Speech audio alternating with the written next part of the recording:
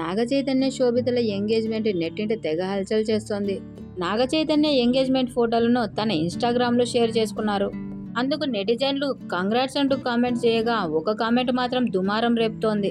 అప్పట్లో శామ్ చేతు విడాకులు తీసుకున్న తర్వాత సమంత వేరే అబ్బాయితో రిలేషన్ లో ఉందని, అందుకే విడాకులు తీసుకుందని వార్తలొచ్చాయి.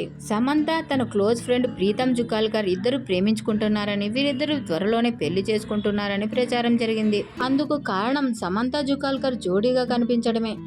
ఇద్దరు ఎలాంటి రిలేషన్ లో లేమని ఖండించారు. మేము జస్ట్ ఫ్రెండ్స్ అంటూ క్లారిటీ ఇచ్చారు శామ్ అండ్ జుకాల్కర్.